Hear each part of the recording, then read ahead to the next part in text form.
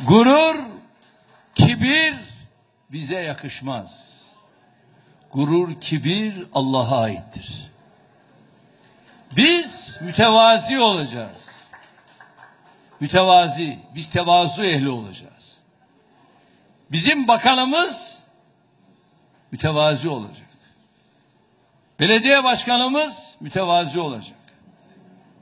Milletvekillerimiz mütevazi olacak. Hani tevazuda toprak gibi olmak var ya, Mevlana'nın ifadesiyle böyle olacağız. Yoksa bu makamların bize vermiş olduğu zenginlik hiçbir işe yaramaz.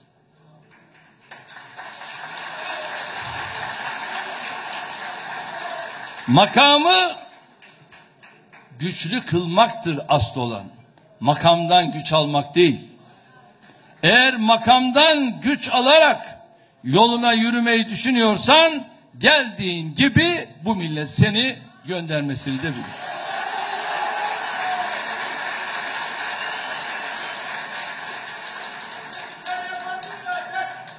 Ve hiçbirimiz, her zaman söylüyorum,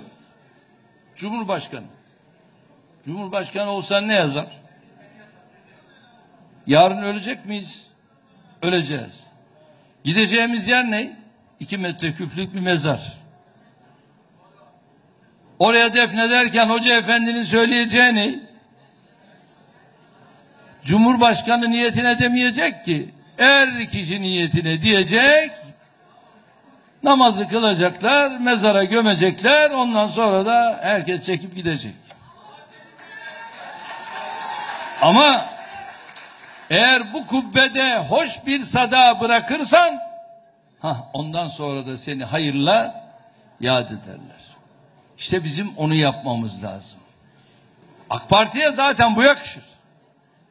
AK Parti böyle bir medeniyetin mensubudur. Böyle bir geleneğin mensubudur. Bu bize yakışır. 16 senedir bu işi eğer buralara getirmişsek, Rabbimin lütfu bunu yaptığımız içindir.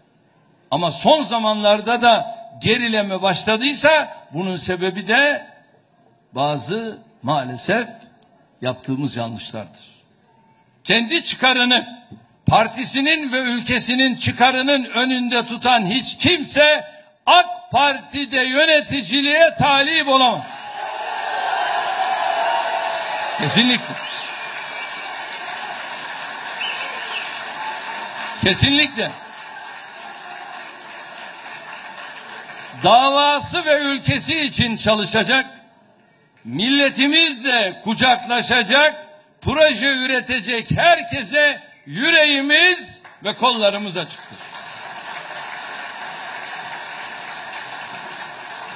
Tüm arkadaşlarımızın da bu anlayışla hareket edeceklerine inanıyorum.